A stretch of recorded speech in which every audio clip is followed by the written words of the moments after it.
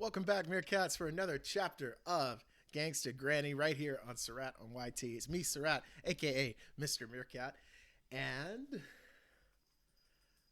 we're reading chapter 26 today, A Figure in the Dark. So let's get to it. A long, winding corridor stretched out ahead of them. This was where tourists from around the world queue for hours to see the crown jewels. The old lady and her grandson tiptoed their way silently along it, dripping smelly, icy water from the Thames in their wake.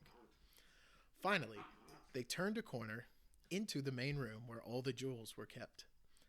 Like the sun bursting through the clouds on a gray day, the jewels illuminated Ben and Granny's faces. The pair of thieves stopped in awe. Their mouths fell open as they looked at the treasures laid out before them. They were more magnificent than anyone could imagine. It truly was the most superb collection of precious objects in the world.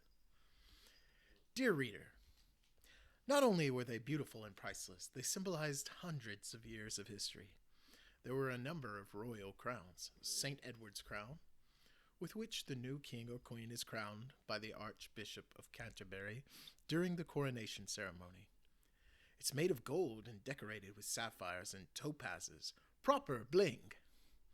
The Imperial State Crown, in which were set an incredible 3,000 gems, including the second star of Africa, the second largest stone cut from the largest diamond ever found. No, I don't know where the first star is. The breathtaking Imperial Crown of India, set with around 6,000 diamonds and magnificent rubies and emeralds, unfortunately not in my size. The 12th century gold anointing spoon, used to anoint the king or queen with holy oil, not to be used for eating Cocoa Puffs. Not forgetting the ampulla, the gold flask in the form of an eagle which contains that holy oil, like a really posh thermos flask. And finally, the famous orb and scepters. That's a lot of gear. If the crown jewels were featured in the Argus catalog, they would probably look like this.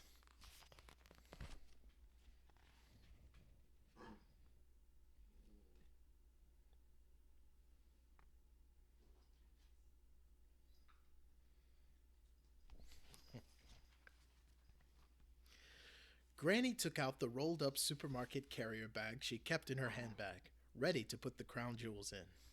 "Right! We just need to break through this glass," she whispered. Ben looked at her with disbelief. "I'm not sure we are going to get all of these jewels in there." "Well, sorry, dear," she whispered back.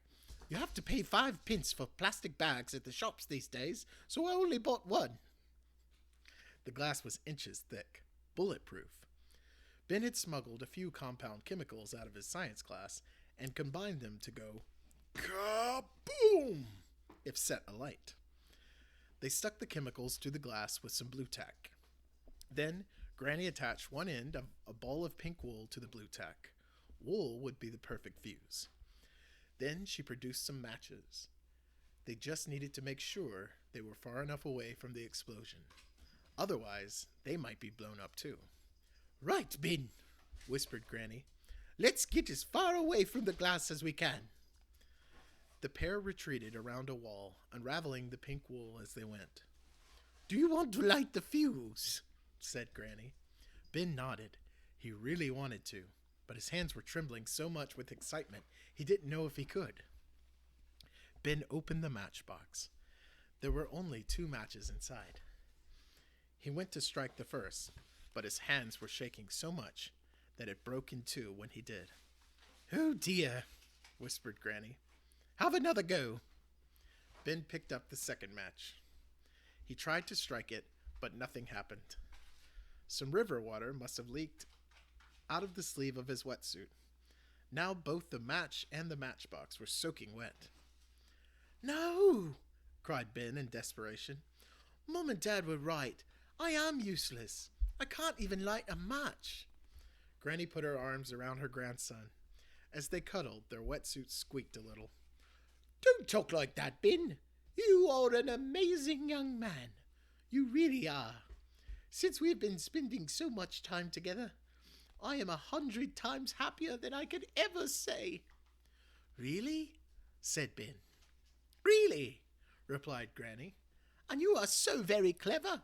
You planned this whole extraordinary heist yourself, and you're only 11 years old. I'm nearly 12, said Ben.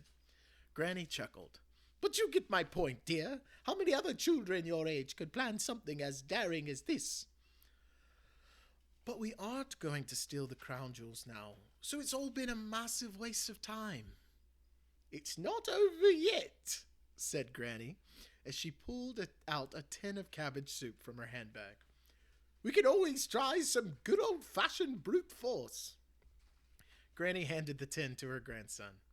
Ben took it with a smile and then walked over to the cabinet. Here goes, said Ben, as he swung back the tin to strike the glass. Please don't, said a voice from the shadows. Ben and Granny froze in terror. Was it a ghost? Who's there? Ben called out. The figure stepped out into the light. It was the Queen. Oh, snap! It's the Queen of England. Oh man, I cannot wait, Meerkats, for chapter 27. I'm going to go ahead and read it, and I will be posting that in just a few days. I can't wait to read it along with you. All right. Bye!